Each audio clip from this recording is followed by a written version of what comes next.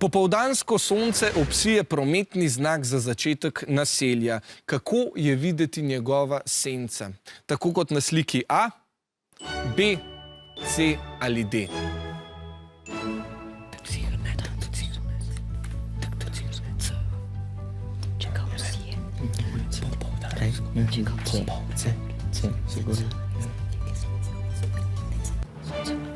Aha, obe ekipi sta spet složni, da je to C. Jasno, upam, da nisi ukradla kakšnega prometnega znaka za tale eksperiment. Sonce pošilja žarke v vse smeri vesolja pod različnimi koti. Na Zemljo pride le majhen del vseh žarkov, in sicer tisti, ki nastanejo zelo blizu skupaj. Zaradi tega je videti, kot da žarki na Zemljo padajo vzporedno. In zato so tudi sence vzporedno. Zdaj prosim režijo, da zatemni studio. Jaz bom premaknila tale znak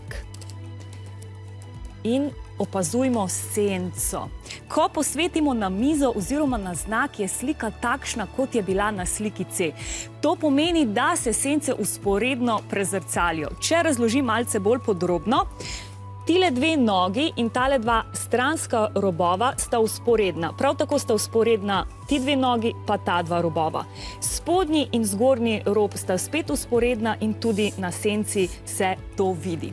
Mimogrede, tole je novo naselje v Sloveniji, Male sive celice. Tukaj se boste lahko podali na stolp znanja in modrosti, preizkušali svoje znanje in seveda delali številne eksperimente. To bi bilo kar super, a ne? Hvala ti lepa, Jon. Mogoče pa enkrat vse se začne z idejo. Pravilen pa je torej odgovor C, tako da so kot prvi gostje v novo vas Male sive celice vabljeni tako rumeni kot vijolični. Bravo, čestitke!